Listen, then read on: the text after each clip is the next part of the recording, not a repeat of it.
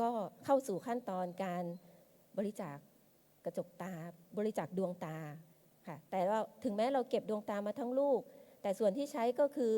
ชั้นของกระจกตานะคะชั้นกระจกตาก็จะใช้อยู่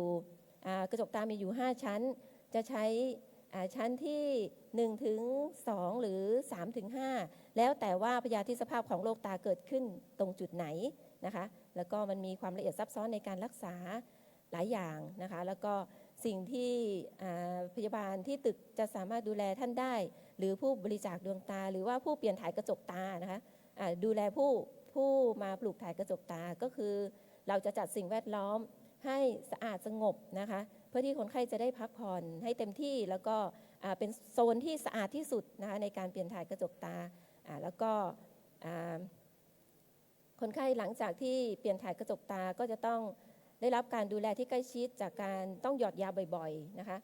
ยาที่ใช้ก็ส่วนมากก็จะเป็นยาสเตียรอยด์นะคะซึ่งต้องระมัดระวังเรื่องผลข้างเคียงของยาไปในตัวนะคะแต่ไม่ต้องห่วงเพราะว่ามีทีมดูแลดีอยู่แล้วนะคะมีทีมดูแลพร้อมนะคะที่จะดูแลในด้านนี้นะคะแล้วก็การดูแลหลังเปลี่ยนถ่ายกระจกตา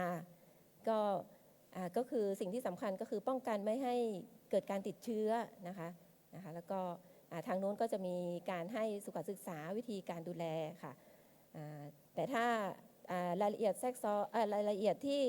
ซับซ้อนไปกว่านั้นก็ต้องดูว่าแพทย์ผ่าตัดวิธีไหนนะคะบางวิธีต้องใช้การอัดอากาศเข้าไปในชั้นของกระจกตาก็อาจจะมีข้อปฏิบัติที่แตกต่างก็คืออาจจะต้องนอนราบประมาณ2 ถึง 3 วันหรือว่าห้ามขึ้นเครื่องบินหรือขึ้นที่สูงเนื่องจากการอัดอากาศเนี่ยจะใช้แก๊สอัดเข้าไปอันนี้ก็คือรายละเอียดที่ทางพยาบาลที่ดูแลเรื่องตาก็จะแนะนำคนไข้นะคะก็การรักษาก็อาจจะอยู่โรงพยาบาลจนกว่าแพทย์มั่นใจว่าโรคดีขึ้นการมองเห็นดูน่าจะก้าวหน้าขึ้นนะคะแล้วก็นัดมาตรวจเป็นระยะ 1-2 อาทิตย์นะคะแล้วก็การหายจะไม่เหมือนการผ่าตัดใส่เลนส์ตาเทียมหรือรักษาต้อกระจกการหายจะอยู่ที่ประมาณ 3-6 เดือนนะคะแล้วก็ต้องตรวจเป็นระยะไปเรื่อยๆค่ะเพราะเนื่องจากว่าอาจจะต้องใช้สเตียรอยด์ไปตลอดอย่างที่อาจารย์หมอเมื่อเช้าที่ได้แนะนำไว้นะคะแล้วก็เรื่องของอาการหลังผ่าตัดสิ่งที่ต้องระมัดระวังหรือว่าต้องรีบมาพบแพทย์ทันทีก็คือจากที่เราเปลี่ยนถ่ายกระจกตาไปแล้วกระจกตาใสขึ้นแล้วอยู่ๆมาตามัวลงนะคะตาแดงจัดมีขี้ตาออกมากนะคะหรือว่ามีอาการอย่างอื่นร่วมด้วยมีขึ้นไส้อาเจียนอะไรอย่างนี้นะคะก็ต้องรีบมาพบแพทย์ก่อนนัดนะคะอันนี้จะเป็นในส่วนของคนไข้ที่พยาบาลต้องดูแลนะคะแต่สิ่งที่พยาบาลอยากจะมาแนะนำทั้งพระอาจารย์แล้วก็ทั้งประชาชนก็คือป้องกันดีกว่ารักษานะคะแล้วก็อีกเรื่องหนึ่งก็คือการช่วยให้คนมองเห็นเนี่ยเป็นกุศลอันยิ่งใหญ่ค่ะขอบคุณมากค่ะ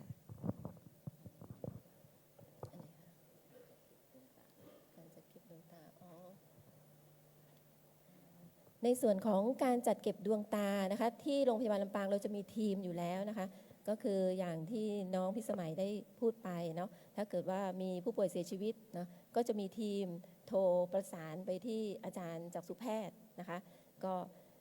ชั่วโมงในการจัดเก็บนะคะถ้าอยู่ในอุณหภูมิที่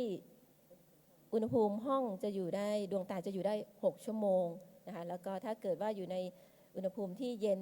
ประมาณ2-6-8 องศานะคะจะอยู่ได้ถึง12 ชั่วโมงค่ะ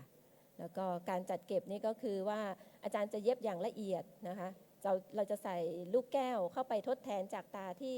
เราเอาลูกกลมๆนี่ออกใช่ไหมคะลูกตากลมๆออกแต่คุณหมอจะใส่ลูกแก้วเข้าไปแล้วเย็บเนื้อมาหุ้มนะคะเนื้อก็คือเนื้อบริเวณที่รอบในดวงตาเย็บหุ้มให้สนิทนะคะแล้วก็ลูกตาก็จะเหมือนกับไม่ได้ฝ่อไปไม่ได้ว่าไม่สวยงามอะไรก็เหมือนที่น้องบอกก็คือเหมือนคนไข้ในสภาพที่หลับอยู่ค่ะตาก็จะไม่โบไม่อะไรค่ะมีลูกแก้วที่เป็นขนาดเท่ากับลูกตาเราอยู่ในนั้นนะคะแต่ชั้นส่วนของตาขาวตาดำอะไรพวกนี้จะไม่มีละเพราะออกมากับลูกตาจริงๆเอาออกมาแล้วค่ะ ไม่ต้องกลัวว่าตาจะโบหรือว่าไม่สวยงามนะคะค่ะขอเพิ่มข้อมูลเกี่ยวกับการบริจาคดวงตานะคะสำหรับคนไข้หลังเสียชีวิตนะคะเราถึงจะทำการจัดเก็บดวงตานะคะก็คือถ้าเสียชีวิตแบบนี้ค่ะอุณหภูมิห้องเราจะเก็บได้6 ชั่วโมงค่ะแต่ว่าถ้าเมื่อเสียชีวิตในโรงพยาบาลแล้วก็เราเอาใส่ห้องเย็นนะคะตู้เย็นจะสามารถเก็บไว้ได้12 ชั่วโมงค่ะที่จะสามารถจัดเก็บได้ค่ะ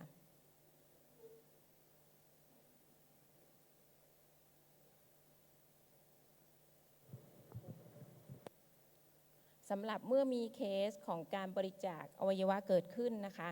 อันนี้เราจะให้ดูขั้นตอนแบบคร่าวๆนะคะว่าทำไมเราถึงใช้เวลา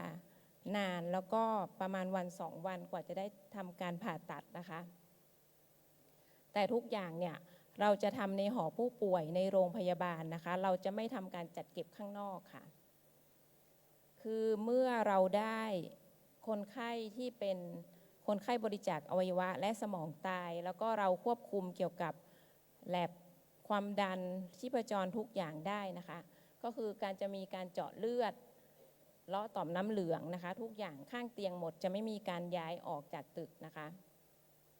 คือทุกอย่างเราจะทำข้างเตียงหมดค่ะแล้วก็ก่อนที่เราจะส่งร่างนะคะไปสู่ห้องผ่าตัดเนี่ยก็คือเดี๋ยวนี้เราจะทำแบบฟูลทีมนะคะร่วมกับทีมพระสงฆ์ค่ะเคสแรกเนี่ยก็คือท่านพระมหานพดลนะคะช่วยไปทำพิธีการขอขมาร่างผู้บริจาคนะคะก่อนที่จะทำการเคลื่อนย้ายเข้าห้องผ่าตัดค่ะ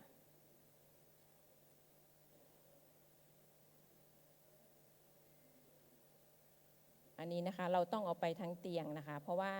การเคลื่อนย้ายทุกอย่างคือมันจะลำบากแล้วก็ต้องไม่มีผลกระทบเวลาคนไข้จะเข้าห้องผ่าตัดนะคะอันนี้คือทีมแบบที่ในห้องผ่าตัดที่เราทำการผ่าเอาอวัยวะออกนะคะอันนี้จะให้เห็นส่วนคร่าวๆที่สามารถเปิดเผยได้นะคะซึ่งกว่าจะได้อวัยวะแต่ละอย่างเนี่ยก็คือเราค่อนข้างหนักพอสมควรค่ะเมื่อทีมงานห้องผ่าตัดเรียบร้อยแล้วนะคะเราก็จะมีการขอขมาร่างผู้บริจาคนะคะโดยทีมห้องผ่าตัดแล้วก็ทีมแพทย์ที่มาจากสภากาชาดไทยค่ะอันนี้เมื่อร่างออกจากห้องผ่าตัดนะคะก็จะมีทีมผู้บริหารแล้วก็ทีมของเหล่ากาชาดจะมาดูแลแล้วก็ให้ความเคารพในร่างของผู้บริจาคค่ะอันนี้ก็คือพิธีเริ่มร่วมเชิดชูเกียรติผู้บริจาคอวัยวะแล้วก็ดวงตานะคะอันนี้เมื่อเอาร่างกลับภูมิลำเนาเดิมเสร็จนะคะเราก็จะไปร่วมงานพิธีสวดอภิธรรมแล้วก็งานฌาปนกิจของผู้บริจาคอวัยวะและดวงตาทุกรายค่ะแต่เดี๋ยวนี้เราจะแบ่งเป็นอำเภอเมืองเนี่ยก็คือเราจะให้ทีมของโรงพยาบาลลำปางเราไปร่วมนะคะแต่ว่าทุกๆอำเภอก็จะมีโรงพยาบาลแต่ละอำเภอแล้วก็ทีมของเหล่ากาชาดค่ะไปร่วมทุกๆอำเภอค่ะเพื่อจะเป็นการเชิดชูเกียรติแล้วก็ให้เกียรติสำหรับผู้บริจาคอวัยวะและก็ดวงตานะคะ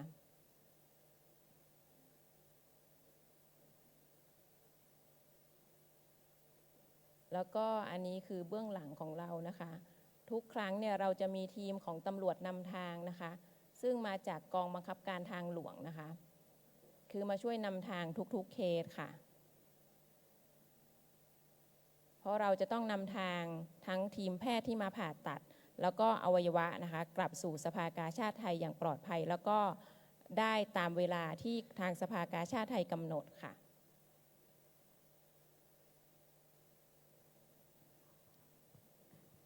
ค่ะไม่ทราบว่ามีท่านใดมีข้อซักถามหรือว่าสอบถามเพิ่มอีกไหมคะมีไหมครับมีประเด็นซักถามนิมนต์ยกมือครับแล้วก็ทางจันพศนันจะได้เดินใหม่ครับเมื่อกี้หลวงพ่อรองอำเภอกอคาเห็นยกมืออ๋อยกมือปัดลมขออนุญาตถามแทนแล้วกันนะเมื่อสักครู่เห็น โยมพิสมัยได้นำเสนอเกี่ยวกับการเชิดชูเกียรตินะแต่ส่วนมากก็จะเป็นเคสที่วัยชนแล้วนะเนื่องจากว่าก็การบริจาคอวัยวะและดวงตาเนี่ยอยู่ในการกำกับของสภากาชาดไทยอยากจะถามว่าพอดีนึกถึงเกี่ยวกับการบริจาคโลหิตนะว่ามีการเชิดชูเกียรติสำหรับผู้ที่ยังมีชีวิตอยู่บริจาคโลหิต50 ครั้ง75 ครั้ง100 ครั้งได้รับเข็มเชิดชูเกียรติจากสมเด็จพระกนิษฐาธิราชเจ้าในฐานะอุปนายกใช่ไหมฮะแต่ในกรณีที่มีการบริจาคอวัยวะดวงตาอะไรพวกนี้ถามว่ามีการเชิดชูเกียรติในลักษณะนี้หรือไม่ฮะเดี๋ยวอันนี้จะขอผู้เชี่ยวชาญก็คือคุณพินโยนะคะเป็นรองนายกเหล่ากาชาดของจังหวัดลำปางค่ะเดี๋ยวให้พี่พินโยตอบให้นะคะในเรื่องของการบริจาคโลหิตค่ะ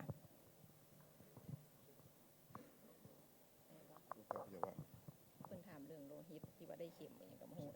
ครับนมัสการครับเรื่องของการเชิดชูเกียรติผู้บริจาคอวัยวะใช่ไหมครับไม่ใช่โลหิตนะครับอวัยวะในยามที่มีชีวิตอยู่ใช่ไหมครับพระคุณเจ้าครับครับผมก็ส่วนของการเชิดชูเกียรตินะครับเราจะเชิดชูเกียรติคนที่ได้นำอวัยวะไปใช้แล้วมีการผ่าตัดจัดเก็บแล้วครับสมมติว่าผมมีบัตรแล้วผมมีบัตรอยู่ก็จริงแต่ผมยังไม่ทันเสียชีวิตแล้วยังไม่ทันจัดเก็บอันนี้ไม่มีพิธีเชิดชูเกียรติครับผมไม่เหมือนกับบริจาคโลหิตเพราะว่าโลหิตเนี่ยเราเอาไปใช้แล้วนะครับ36 ครั้งรับประทานจากส่วนพระเทพใช่ไหมครับ108 ครั้งเนี่ยครับก็จะมีการเชิดชูเกียรติตามจำนวนครั้งว่าเข็มครั้งที่1ครั้งที่7ครั้งที่24ครั้งที่36ครั้งที่108นี่คือตามระดับชั้นของเข็มอันนี้คือเลือดถูกนำบริจาคเอาไปใช้แล้วส่วนของบัตรผู้บริจาคนะครับถ้ามีบัตรแล้วนะครับเราจะเชิดชูเกียรติตอนที่อย่างในรูปนะครับ1คือเราจะได้รับใบประกาศเกียรติบัตรจากส่วนพระเทพนะครับตอนที่เราทำพิธีที่โรงพยาบาลอันนี้อันที่1อันที่2เราจะทำพิธีเคารพศพนะครับขอขมาศพนะครับมอบใบประกาศณห้อง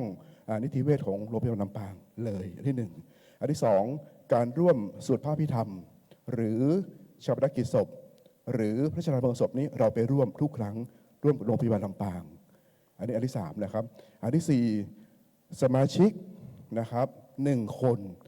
จะได้รับพระราชทานเข้าเฝ้ารับพระราชทานใบประกาศ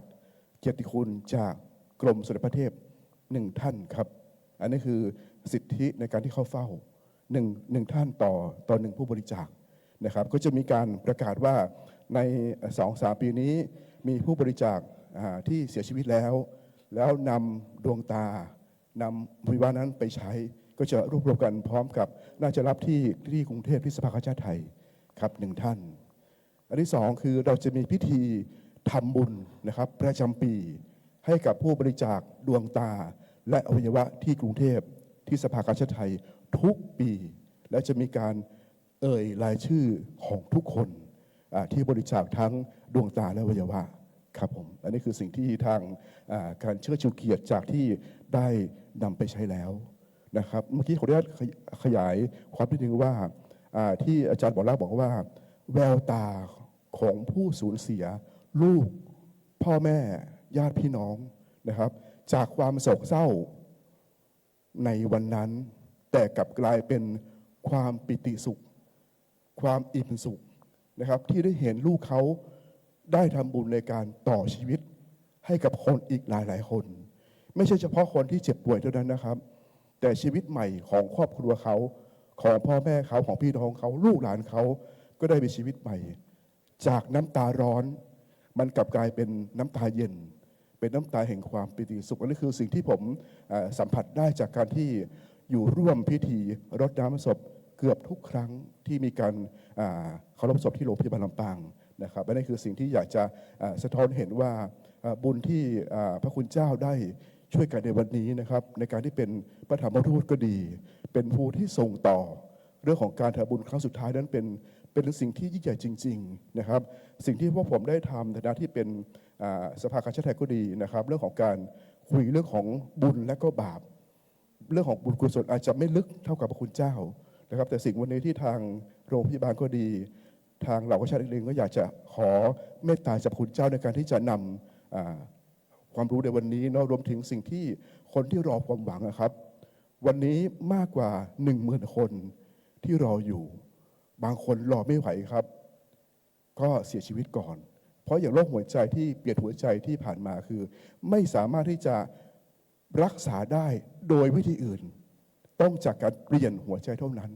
นะครับนี่คือสิ่งที่เป็นสิ่งที่มหัศจรรย์เรื่องของการเปลี่ยนอวัยวะครับ ผมตอบตรงคำถามไหมครับตรงนะครับคุณเจ้าครับ ครับขอบคุณมาก ขอบพระคุณครับผม อีกประเด็นหนึ่งนะที่เราได้ทราบข่าวนะแล้วก็ใกล้เคียงก็คือที่อำเภอเกาะคาล่าสุดที่ว่านายณัฐพงศ์เดินเมือง หรือไอ้เมธเนาะที่ว่าบริจาคหัวใจดวงที่ 113 พร้อมอวัยวะ แล้วก็ได้รับโปรดเกล้าพระราชทานเพลิงศพเป็นกรณีพิเศษอย่างนี้ประเด็นคำถามก็คือว่าได้รับการเชิดชูเกียรติกรณีบริจาคหัวใจทุกเคสไปหรือไม่ครับ ทุกรายครับไม่ใช่เพราะหัวใจนะครับคุณเจ้าครับ ทั้งดวงตาทั้งอวัยวะ ทุกรายที่บริจาคครับ สามารถที่ขอพระราชทานเพลิงศพได้เป็นกรณีพิเศษสำหรับคนที่เป็นมุสลิมหรือเป็นก็สามารถขอพระราชทานดินฝังศพได้นะครับอันนี้ไม่มีค่าใช้จ่ายนะครับทุกเคสที่มีการบริจาคขึ้นอยู่กับว่าญาติร้องขอหรือเปล่านะครับแล้วก็ทางสภากาชาติร่วมกับวัฒนธรรมจังหวัดก็จะช่วยกันดำเนินความสะดวกไม่มีค่าใช้จ่ายใดทั้งสิ้นครับผมนั่นคือสิ่งที่เราจะร่วมกันเชิดชูเกียรติผู้ที่วายชนทุกเคสได้หมดครับไม่มียกเว้นนะครับแต่บางรายก็อาจจะไม่สะดวกเรื่องของขั้นตอนพิธีการก็ไม่เป็นไรนะครับแต่ว่าถ้าญาติร้องขอเนี่ยทางสภากาชาติก็จะดำเนินการให้ทุกรายครับผมตั้งแต่ท่านพระครูบริจาคนั้นรู้สึกจะถามเยอะเหลือเกินนะครับสงสัย อยากจะใช้สิทธิ์อยู่แล้ว เดี๋ยวขอเพิ่มเรื่อง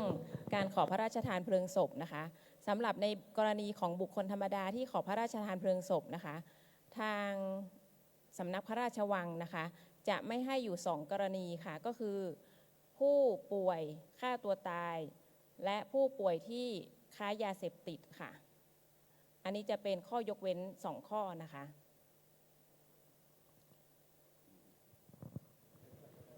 ค่ะท่านพระครูมีอะไรถามเพิ่มไหมคะ ขอบคุณมากนะก็จะเป็นประโยชน์ต่อพระธรรมทูตทุกรูปนะครับที่จะได้เผยแพร่ข้อมูลข่าวสารนี้ไปยังพุทธศาสนิกชนนะครับ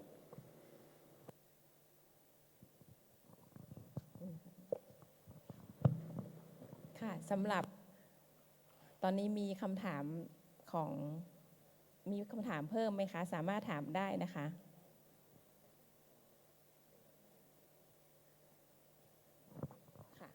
ค่ะถ้าไม่มีคำถามแล้วนะคะก็จะเชิญท่านของวิทยากรจากโรงพยาบาลเชียงรายประชานุเคราะห์อีกท่านหนึ่งนะคะจะมาช่วยแบ่งปันแล้วก็แชร์เกี่ยวกับความรู้ของการบริจาคอวัยวะในส่วนของเชียงรายบ้างค่ะครับลำดับต่อไปเรียนเชิญคุณยุวเรศปินตาทองพยาบาลวิชาชีพชำนาญการศูนย์รับบริจาคและปลูกถ่ายอวัยวะโรงพยาบาลเชียงรายประชานุเคราะห์บรรยายในหัวข้อ Inspiring Story of Organ Donation and Transplantation น่าสนใจนะครับเรียนเชิญครับ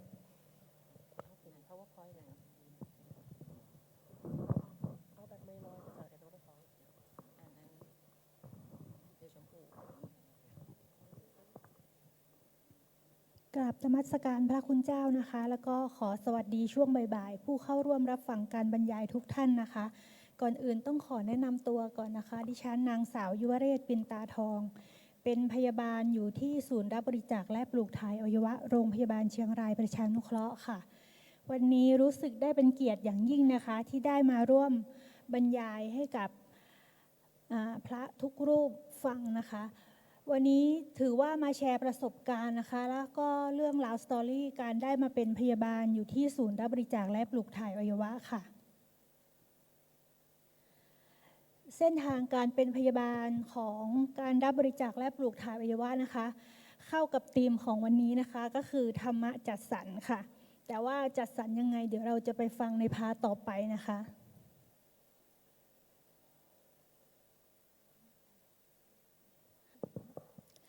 จุดเริ่มต้นของความฝันนะคะ ก็คือตั้งแต่เด็กๆมาเนี่ยโตมากับคุณตาค่ะ ซึ่งคุณตาป่วยด้วยโรคนิ่วคือสาเหตุของไตวายค่ะ ก็เลยอยู่กับคุณตาที่ป่วยด้วยโรคไตวายมา แล้วก็มีเพื่อนสนิทอีก1 คนที่เป็นเพื่อนสนิทที่รักกันมาก ก็ป่วยด้วยโรคไตวายเช่นกันค่ะ ตอนนั้นถ้านับย้อนไป20 ปีก่อน การที่เราเป็นโรคไตวายและเราจะได้ฟอกไตเนี่ยมันจะต้องมีค่าใช้จ่าย ซึ่งสิทธิบัตรทองหรือว่าสิทธิบัตรของการรักษาเมื่อสมัย20 ปีก่อนเนี่ยมันไม่ครอบคลุม เพราะฉะนั้นถ้าเราจะฟอกไต1 ครั้งจะต้องเสียค่าใช้จ่ายประมาณ 2,500 บาทถึง 3,000 บาทต่อครั้ง และ1 สัปดาห์เราจะต้องฟอกอย่างน้อยประมาณ 2-3 ครั้งต่อสัปดาห์ และครอบครัวของปุ้ยนะคะขอเรียกตัวเองว่าปุ้ยนะคะก็เป็นครอบครัวในฐานะปานกลางคุณตาก็เลยไม่สามารถที่จะฟอกไตได้ค่ะก็ป่วยด้วยโรคไตวายมาตลอดเนาะจนเห็นข่าวถ้าอายุรุ่นราวคราวเดียวกันก็คงจะรู้จักคุณหนึ่งคณิตเขียวเซนนะคะดาราสมัยก่อนที่มีข่าวว่าเขาบริจาคไต1 ข้างให้กับพ่อของเขาแต่หลังจากนั้นข่าวก็หายไปก็เลยไม่รู้ว่าคุณภาพชีวิตหลังจากปลูกถ่ายไตไปแล้วเนี่ยดีขึ้นหรือแย่ลงยังไงค่ะแต่ใจหนึ่งก็อยากจะบริจาคไตนะคะให้คุณตาแต่ว่าตอนนั้นติดที่ว่าเรายังเด็กแล้วก็ไม่มีความรู้ยังไม่มีการประชาสัมพันธ์เกี่ยวกับการปลูกถ่ายไตมันที่จะเยอะขนาดนี้ข้อมูลเยอะขนาดนี้เราก็ไม่สามารถจะไปสอบถามหรือว่าไปหาความรู้ได้ที่ไหนจนสุดท้ายที่สุดคุณตาก็มาเสียชีวิตลงด้วยโรคไตวายค่ะแล้วก็เพื่อนสนิทอีกคนก็เสียชีวิตลงด้วยโรคไตวายเช่นกันก้าวแรกสู่เส้นทางการเป็นพยาบาลหลังจากคุณตาได้เสียชีวิตลงนะคะก็มุ่งมั่นด้วยการเรียนอย่างหนักสมัยนั้นต้องใช้การเอนทรานซ์นะคะเข้าไม่ว่าจะเป็นวิทยาลัยพยาบาลหรือว่ามหาวิทยาลัยก็ต้องใช้เอนทรานซ์เข้านะคะก็เอนทรานซ์เข้าเรียนคณะพยาบาลได้นะคะจบมา7 ปีแรกทำงานอยู่ที่แผนกอายุรกรรมค่ะแล้วก็หลังจากนั้นย้ายไปอยู่พิเศษอายุรกรรมอีก2 ปีด้วยที่ตนเองเป็นโรคไมเกรนก็เลยอยากจะย้ายงานไปอยู่ที่มันสบายเนาะก็เลยย้ายไปอยู่ที่ NICU ได้อีก5 ปีธรรมะเริ่มจัดสรรครั้งที่1นี่แหละค่ะที่มาของคำว่าธรรมะจัดสรรไปอยู่ที่แผนก NICU ด้วยที่แบบว่าอยู่กับโฟโต้ก็คือตู้อบอะค่ะที่มันเป็นแสงสีฟ้าที่ใช้ส่องเด็กน้ำหนักน้อยที่ตัวเล็กๆนะคะมันจะมีผลต่อโรคไมเกรนก็เลยอยากย้ายไปอยู่ที่ไหนก็ได้ที่สามารถลอยชาวได้แล้วก็ไมเกรนไม่กำเริบพอดีที่ศูนย์รับบริจาคและปลูกถ่ายอวัยวะเขาจะรับพยาบาลอีก1 อัตราก็เลยเขียนสมัครไปตอนนั้นมีคู่แข่งอยู่4 คนรวมทั้งตัวของเราด้วยมีรุ่นพี่1 คนตัวเราแล้วก็รุ่นน้องอีก2 คนขณะที่เขียนย้ายไปอยู่ที่แผนกศูนย์รับบริจาคอวัยวะนะคะก็เขียนพักร้อนด้วยเช่นกันพักร้อนวันแรกหัวหน้าบอกว่าน้องปุ้ยถ้าสมมุติว่าวันนี้เขาสอบสัมภาษณ์ที่จะให้ย้ายงานแล้วหนูพักร้อนไปเที่ยวหนูจะทำยังไงก็เลยพูดที่เล่นที่จริงกับหัวหน้าไปว่าแปลว่าถ้าวันนี้หนูจะไปเที่ยวในวันแรกจำได้ว่าเป็นวันที่14 กุมภาพันธ์ค่ะก็ขับรถมาจะมาเที่ยวที่เชียงใหม่พอมาถึงดอยนางแก้วหัวหน้าก็โทรน้องปุ้ยเขาเรียกสอบสัมภาษณ์ย้ายงานนะก็เลยพูดกับหัวหน้าว่าหัวหน้าคะปีนี้ธรรมะถ้าจะจัดสรรหนูไม่ได้แล้วค่ะเพราะว่าหนูถึงดอยนางแก้วแล้วไม่สามารถกลับไปสอบสัมภาษณ์ได้ปีแรกก็เลยไม่ได้ไปก็เลยไม่ได้ย้ายงานก็อยู่ที่แผนก NICU ต่อนะคะพอปีที่2ธรรมะเริ่มจัดสรรอีกครั้งเขาเปิดหลักสูตรพยาบาลปลูกถ่ายอวัยวะค่ะเป็นหลักสูตรที่เพิ่งเปิดครั้งแรกเป็นรุ่นที่1แล้วก็รุ่นพี่ที่ย้ายไปอยู่ปีก่อนเขาไม่สามารถจะไปเรียนหลักสูตรนี้ได้เขาก็เลยขอย้ายงานไปอยู่แผนกอื่นนั้นหัวหน้าพยาบาลก็เลยบอกว่ามันกระชั้นชิดเพราะหลักสูตรก็จะเปิดแล้วก็เลยบอกว่าให้เอา3 คนที่เหลือจากปีที่แล้วมาสัมภาษณ์แทนก็เลยมีปุ้ยและรุ่นน้องอีก2 คนรุ่นน้อง2 คนคนแรกคือกำลังถอยรถใหม่ ก็ไม่สามารถที่จะไปลอยเช้าได้เพราะว่าค่าเวรกับโอทีที่จะมาจ่ายค่ารถมันก็ต้องหายไปก็เลยต้องขึ้นเวรต่อบ่ายดึกนะคะส่วนอีกคนนึงน้องป่วยจะต้องมาส่งน้องรักษาตัวที่เชียงใหม่ก็เลยไม่สามารถย้ายมาได้ก็เหลือหนูคนเดียวเป็นวันที่ 14 กุมภาอีกเหมือนเดิมค่ะพักร้อนเช่นเดิมขับรถมาถึงดอยนางแก้วก็ได้รับสายของรองหัวหน้าพยาบาลนะคะบอกว่าน้องปุ้ยเดี๋ยวหัวหน้าพยาบาลจะขอสัมภาษณ์งานนะแบบว่าที่หนูเขียนย้ายไปอยู่ที่ศูนย์รับบริจาคอวัยวะเดี๋ยวหัวหน้าจะขอสัมภาษณ์คุยสายกับหัวหน้าได้ไหมก็บอกว่าคุยได้ค่ะแต่ว่าตอนนี้หนูอยู่ที่ดอยนางแก้วสัญญาณอาจจะติดดับหน่อยนะคะเพราะว่าสมัยนั้นสัญญาณโทรศัพท์มันยังไม่ค่อยเสถียรเหมือนสมัยนี้นะคะหัวหน้าพยาบาลก็เลยขอสัมภาษณ์อยู่2ข้อคือ 1. หนูจะย้ายมาอยู่ที่ศูนย์รับบริจาคอวัยวะได้ไหมหนูก็ตอบว่าได้ค่ะ 2. ถ้าหนูย้ายมาแล้วหนูจะไปเรียนได้ไหมหนูก็ตอบว่าได้ค่ะสรุปปีที่ 2ธรรมะจัดสรรสำเร็จค่ะหนูก็เลยได้ย้ายมาอยู่ที่ศูนย์รับบริจาคและปลูกถ่ายอวัยวะตั้งแต่วันนั้นจนถึงวันนี้ก็ทำงานมาได้ประมาณ7 ปีนะคะก้าวแรกสู่เส้นทางพยาบาลรับบริจาคและปลูกถ่ายอวัยวะนะคะหลักสูตรชื่อเต็มของหลักสูตรชื่อว่าการพยาบาลการบริจาคอวัยวะและการปลูกถ่ายอวัยวะนะคะเป็นรุ่นที่1นะคะก็ได้ไปเรียนหลักสูตร4 เดือนระหว่างฝึกงานแล้วก็ได้มีโอกาสได้เห็นถึงความหวังความสิ้นหวังของคนที่รอคอยอวัยวะนะคะบางคนโชคดีก็ได้รับการปลูกถ่ายอวัยวะ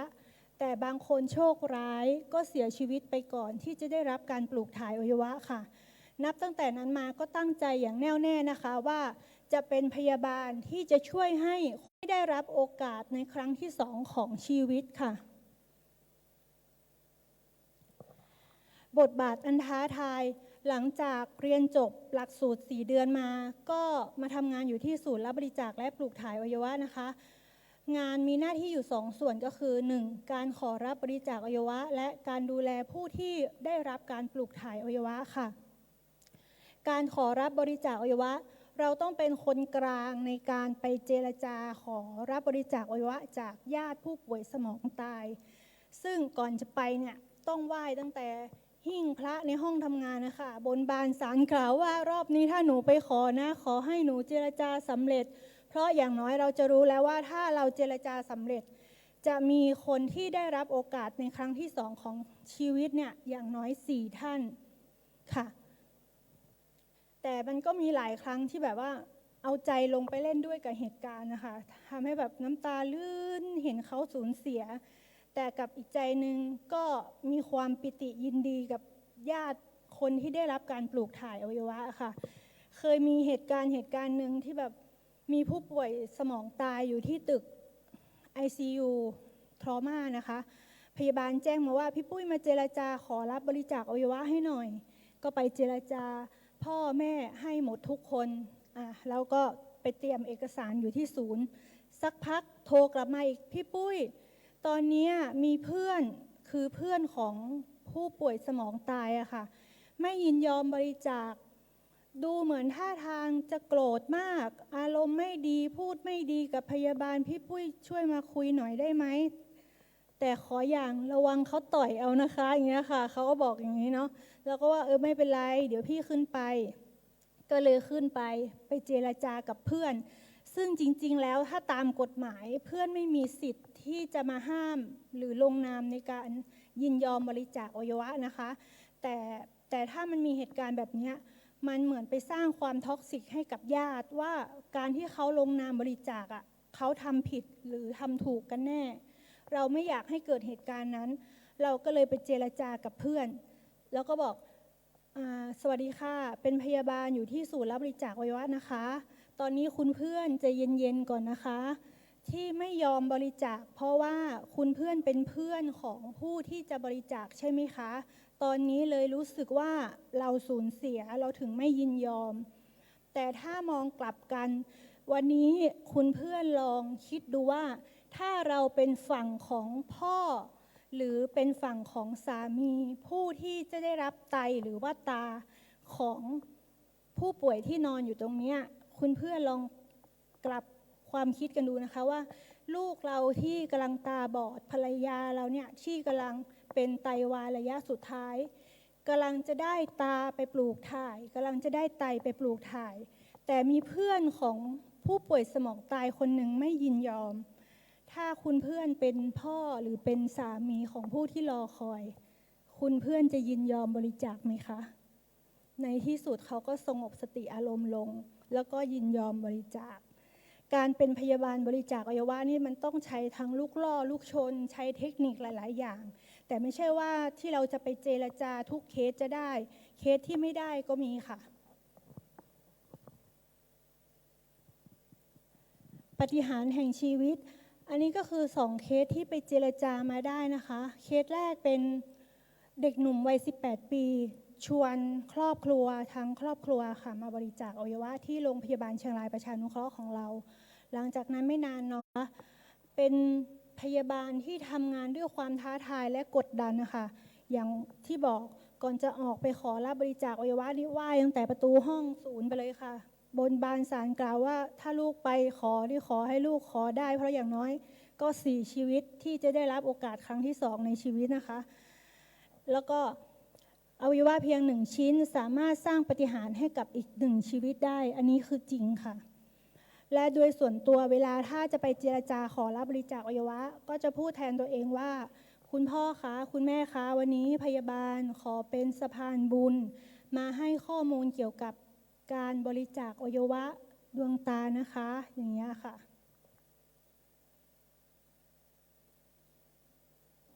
ความหมายของการมีคุณภาพชีวิตที่ดีอันนี้ได้ขออนุญาตน้องแล้วนะคะที่นำมาเผยแพร่น้องเป็นนักศึกษาปี1คณะมนุษยศาสตร์เอกภาษาจีนเรียนอยู่ที่มหาวิทยาลัยแม่ฟ้าหลวงค่ะปี1ก็เรียนปกติเป็นเด็กวัยรุ่นใสๆมีความสุขใช้ชีวิตแบบเฮลตี้แต่พอปี2เริ่มรู้สึกตัวว่าเหนื่อยง่ายกินอะไรไปก็อ้วกทานไม่ได้มีผื่นขึ้นตามตัวอยู่ๆก็บวมอย่างเงี้ยค่ะแม่ก็เลยพาไปตรวจปรากฏว่าน้องเป็นโรคไตวายระยะสุดท้ายด้วยนะคะที่ต้องรับการปลูกถ่ายไตทางครอบครัวก็เลยปรึกษากันว่าแม่จะบริจาคไต1ข้างให้กับลูกสาวนี่ค่ะคุณภาพชีวิตณปัจจุบันหลังจากปลูกถ่ายไตไปเรียบร้อยแล้วน้องบอกว่าตอนนี้ได้ใช้ชีวิตเหมือนคนปกติสามารถขับรถไปเรียนเองได้และจะกลับมาดูแลตัวเองให้ดีอีกครั้งตอนนี้เรียนอยู่ที่มหาลัยแม่ฟ้าหลวงอยู่ประมาณปี3ค่ะคณะมนุษยศาสตร์เอกภาษาจีนค่ะเราจะเห็นว่าคุณภาพชีวิตก่อนและหลังการปลูกถ่ายไม่ว่าจะเป็นแบบผู้มีชีวิตให้ผู้มีชีวิตหรือว่าผู้เสียชีวิตให้ผู้มีชีวิตมันดูแตกต่างกันมากบางคนเป็นแพทย์ที่กระจกตาเสียไม่สามารถผ่าตัดได้พอไปเปลี่ยนกระจกตาก็สามารถมาผ่าตัดให้กับรักษาคนไข้กับหลายๆคนก็หมายถึงว่าถ้าเราสามารถให้เขามีโอกาสในชีวิตครั้งที่2ได้เนี่ยเขายังทำคุณประโยชน์ให้กับประเทศชาติได้อีกเยอะค่ะเป้าหมายในชีวิตของการเป็นพยาบาลรับบริจาคและปลูกถ่ายอวัยวะนะคะช่วยให้ผู้ป่วยได้รับโอกาสครั้งที่2ในชีวิตโดยส่วนตัวตั้งเป้าไว้ว่าตั้งแต่ที่มารับงานนี้บอกว่าจะช่วยให้คนไข้เนี่ยได้รับโอกาสครั้งที่2ในชีวิต100 ท่านแต่ณปัจจุบัน161ท่านแล้วค่ะก็ภูมิใจในตัวเองค่ะส่วนปัญหาและอุปสรรคในงานนะคะโดยพื้นฐานแล้วทางเชียงรายเป็นจังหวัดที่ติดชายแดนจะมีทั้งชนเผ่าไทยใหญ่แล้วก็พม่ามันจะมีทัศนคติความเชื่อที่ต่างกันมีการสื่อสารที่เราเข้าไม่ถึงสื่อสารไม่ได้สื่อสารไม่เข้าใจหรือแม้กระทั่งชนพื้นเมืองของเราเองก็ตามอะค่ะที่ว่ามีความเชื่อว่าบริจาคอวัยวะไปแล้วเกิดชาติหน้าอวัยวะไม่ครบเกิดชาติหน้าจะพิการเกิดชาติหน้าตาจะบอดอย่างเงี้ยค่ะทำให้มีผู้บริจาคน้อยยังสู้ภาคอื่นๆไม่ได้อย่างเงี้ยค่ะ แต่เราก็ไม่ได้นิ่งดูดายนะคะ เราก็เข้าทางผู้นำด้านศาสนาเช่นกันค่ะเพื่อให้ช่วยประชาสัมพันธ์ สร้างความเชื่อ สร้างทัศนคติที่ดีต่อการบริจาคอวัยวะและดวงตาค่ะ แล้วก็มี CRS Smart Model ก็คือให้ผู้บริหารของโรงพยาบาลนะคะบริจาคอวัยวะและดวงตาเพื่อเป็นแบบอย่างให้กับบุคลากรในโรงพยาบาลแล้วก็ประชาชนทั่วไปค่ะ อันนี้เราจะกำหนดวิสัยทัศน์ภารกิจมาตรฐานในการทำงานนะคะ โดยมีการประชาสัมพันธ์เชิงลุก มีการเข้าร่วมประชุมกำนันผู้ใหญ่บ้าน เพื่อที่จะให้กำนันผู้ใหญ่บ้านเป็นตัวแทนในการสื่อสารประชาสัมพันธ์ให้กับลูกบ้านหรือคนในพื้นที่ เช่นถ้าเป็นชาวเขาที่เราไม่สามารถสื่อสารได้เนี่ยค่ะก็ให้ผู้นำไปสื่อสารแทนค่ะ แล้วก็มีการคุยกับหมอฮงยาไทยเป็นสถานีวิทยุของโรงพยาบาลที่เราตั้งขึ้นนะคะ อันนี้คืองานทำบุญประจำปีให้กับผู้บริจาคอวัยวะและดวงตา เราจะทำบุญให้ทุกปีนะคะ ในปีพศ 2567 เราโชคดีที่ท่านผู้ว่าและภริยาได้มาเป็นประธานในพิธีค่ะ นี่ก็คือบรรยากาศงานทำบุญของเรานะคะ ในงานทำบุญเราก็จัดให้มีการเสวนาชื่อว่า1ชีวิตให้หลายชีวิตเริ่ม โดยมีตัวแทนของฝั่งทางญาติผู้บริจาคอวัยวะ แล้วก็ตัวแทนฝั่งของผู้ที่รับการปลูกถ่ายอวัยวะ มาเสวนาร่วมกันแลกเปลี่ยนแนวคิดค่ะ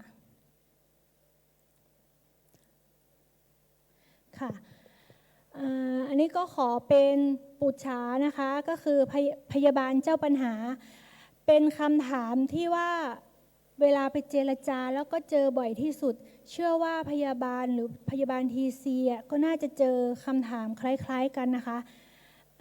จะขอพระคุณเจ้าช่วยตอบนะคะถ้าสมมุติว่าไปเจรจาแล้วเจอคำถามข้อที่หนึ่งสมมุติตายไปแล้วเกิดชาติหน้าอวัยวะจะไม่ครบหรอหรือจะทำยังไงขอพระคุณเจ้าช่วยตอบเป็นแนวทางค่ะเพื่อที่ว่าเวลาไปเจรจาแล้วจะได้ตอบให้กับญาติ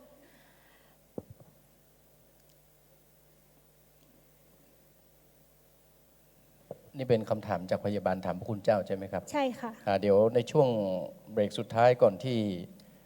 จะมีการฟังธรรมบรรยายอยู่เหมือนกันเดี๋ยวท่านพระอาจารย์ท่านจะบรรยายในประเด็นนี้ให้ฟังด้วยครับได้ค่ะครับ จะมีอยู่ประมาณ4คำถามหลักๆที่เจอบ่อยๆค่ะแต่ที่ไม่ได้เอามาก็คือพยาบาลรู้ได้ไงเคยตายเหรอตายไปแล้วบริจาคแล้วจะได้บุญอันนี้มันหนักไปหน่อยก็เลยไม่ได้เอามาลงในสไลด์นะคะยังไงก็ขอกับนมัสการใช่ไหมคะพระคุณเจ้าช่วยตอบในช่วงท้ายก็ได้ค่ะขอบคุณค่ะครับขอขอบคุณคุณยุวเรศปินทาทองพยาบาลวิชาชีพชำนาญการถือว่าเป็นสะพานบุญใช่ไหมครับคุณพยาบาลครับเรียกว่าเป็นสะพานบุญเป็นหัวใจของโพธิสัตว์นะครับที่ได้ช่วยหลายชีวิตให้รอดเพื่อเป็นการอนุโมทนากับผู้บรรยายซึ่งสร้างอินสปิเรชันให้กับหลายๆท่านก็คือสร้างแรงจูงใจแล้วก็สร้างโอกาส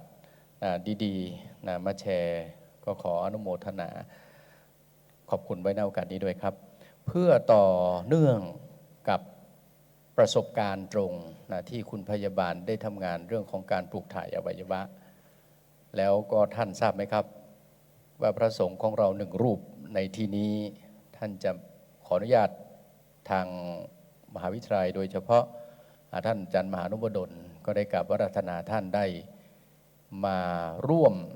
ในการแชร์ประสบการณ์ตรงก่อนที่จะมีการฟังบรรยายอีก2หัวข้อในโอกาสนี้ขอกราบอาราธนาพระคุณเจ้าที่ตัวท่านเองท่านได้รับการปลูกถ่ายอวัยวะไตนะครับในโอกาสนี้ขอกราบอาราธนาหลวงพ่อพระครูวิจารณ์ภัทรกิจเจ้าคณะอำเภอศพปราบได้เมตตามาร่วมแชร์ประสบการณ์แล้วบอกว่าท่านยังดีมีชีวิตอยู่แล้วสุขภาพร่างกายของท่านเป็นอย่างไรขอกราบอาราธนาได้มาร่วมแชร์เพื่อให้เกิดประโยชน์ แก่คณะสงฆ์หมู่ใหญ่ด้วยครับ ขอกราบประทานด้วยความเคารพครับ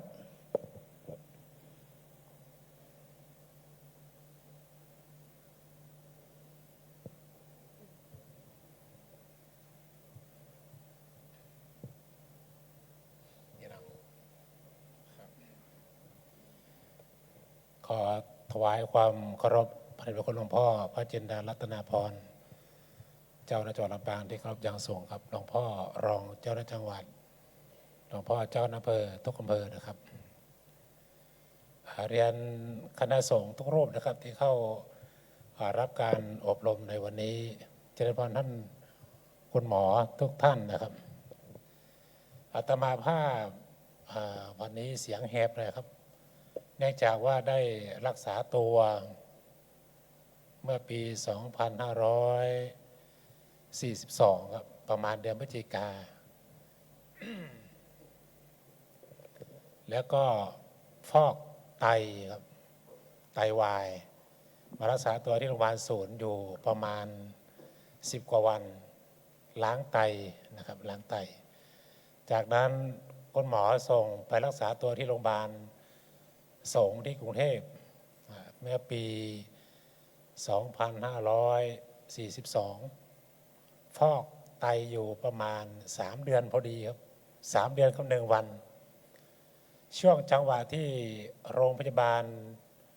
วชิระสมุทรปราการอะไรนี่นะครับพอดีมีจังหวะที่ขายไตกันอยู่จังหวะที่ไม่ดี ผมเลยได้ฟอกเลือดอยู่ประมาณ3 เดือนครับตรงนี้นะแล้วก็หมอพาเส้นเลือดที่แขนรอไว้ที่จะฟอกเลือดต่อไป แต่เผอิญว่าช่วงที่ฟอกเลือดอยู่คุณหมอถามว่ามีพี่น้องกี่คนที่รับจากโรงพยาบาลศูนย์แล้วนะครับก็มีพี่ชาย2 คนและพี่สาว1และน้องสาว1ทีนี้พี่สาวกับพี่ชาย2 คนบอกว่าให้น้องสาวคนเล็กถือว่าเป็นน้องสาวที่ใกล้เคียงกันแล้วก็น้องสาวตรวจเลือดไปด้วยครับตอนนั้นพอเขาฟอกเลือดได้3 เดือนผมผ่าตัดเปลี่ยนไตวันที่3 มีนา 43ครับจนถึงปัจจุบันนะครับประมาณ20 กว่าปีและมีโยมคนหนึ่งอยู่สระบุรีเขาเปลี่ยนมาได้31 ปีครับผมนี่คิดว่าชีวิตนี้น่าจะไม่ถึง60นะครับไม่ถึง60ตอนนั้นอายุก็นับตั้งแต่ผ่า43นะครับเปลี่ยนมาทานยาฉันยามาโดยตลอดหมอนับตั้งแต่10 วัน15 วันเดือน1 2 เดือน3 เดือน4 เดือนณปัจจุบันนี้6 เดือนครับที่โรงพยาบาลศิริราชนะครับถามว่าร่างกายเปลี่ยนไหมผมว่าเปลี่ยนนะครับเปลี่ยนตั้งแต่การภูมิแพ้ภูมิต้านทานไม่ค่อยดีอาหารการกินขบฉันเนี่ยประมาณ10 กว่าอย่างครับฉันไม่ได้ของหมักของดองทุกอย่างครับและการพักผ่อนนี่เป็นสิ่งที่สำคัญยานี่ขาดไม่ได้นะครับเสียงนะครับบางครั้งก็ดีบางครั้งก็ไม่ค่อยดีถ้าฉันน้ำเย็นแล้วเดี๋ยวเอาแล้วครับเสียงจะแหบประมาณนี้นะครับถ้าพักผ่อนให้เต็มร้อยก็ยังดีหน่อยอันนี้คือสภาพร่างกายผมถ้านั่งนานนี่ไม่ค่อยได้ครับมันจะปวดหลังปวดบ้างครับขอโทษดีครับ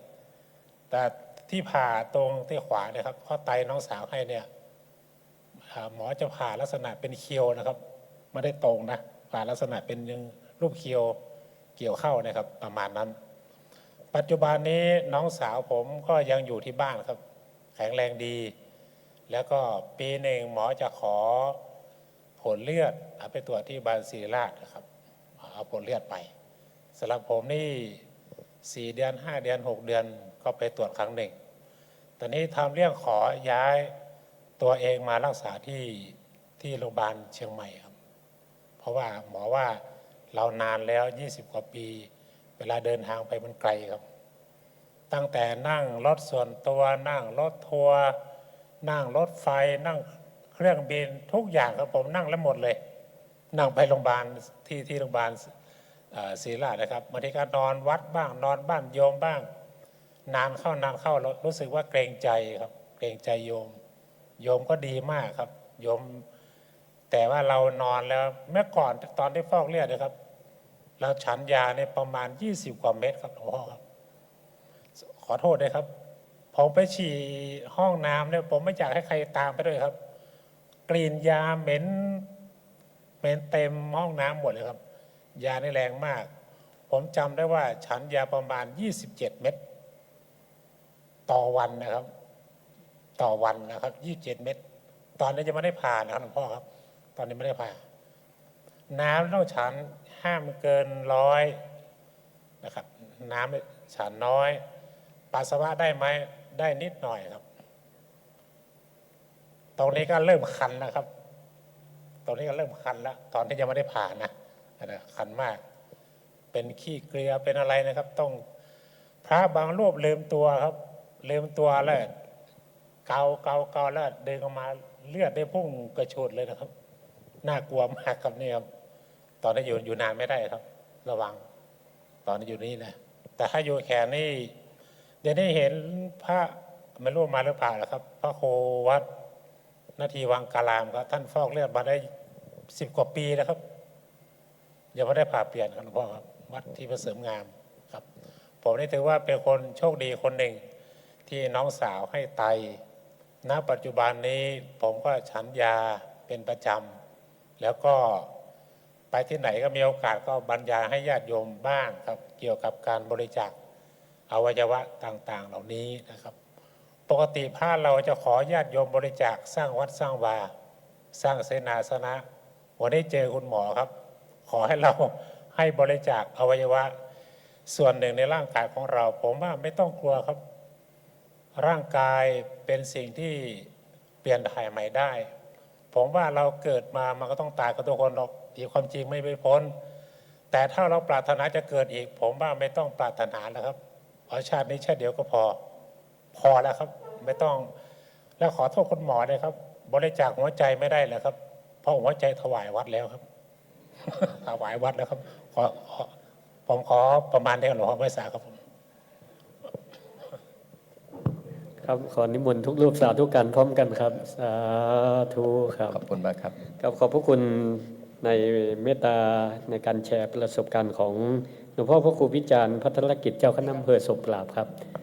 นะครับ1 อวัยวะที่น้องสาวถวายทำให้พระพี่ชายสามารถปฏิบัติศาสนกิจเพื่อพระพุทธศาสนาต่อไปได้ครับก็หลวงพ่อได้แชร์ประสบการณ์ซึ่งก็ถือว่าเป็นการแชร์ประสบการณ์แทนท่านพระอธิการเลื่อนโกวิทโธเจ้าวาดวัดสายเหนือตำบลเสด็จนะครับเนื่องจากวันนี้ทราบว่าท่านติดตรวจสุขภาพที่จังหวัดเชียงใหม่นะครับไม่สามารถมาแชร์ประสบการณ์ในวันนี้ได้นะครับครับลำดับต่อไปเราทุกท่านจะได้ฟังการบรรยายธรรมพิเศษนะครับเรื่องการสร้างความเข้าใจเกี่ยวกับการบริจาคอวัยวะและดวงตาภายใต้บริบททางศาสนาในสังคมนะครับซึ่งเมื่อสักครู่นะครับคุณยุวเรศปินตาทองพยาบาลวิชาชีพจากโรงพยาบาลเชียงรายประชานุเคราะห์ได้ฝากปุจฉาไว้ประมาณ 4-5 ข้อเดี๋ยวสักครู่ท่านอาจารย์พระมหานพดลสุวรรณเมธีเจ้าคณะอำเภอวังเหนือผู้อำนวยการวิเลยสงฆ์นครลำปางจะมาวิสัชนาครับกราบนิมนต์ครับ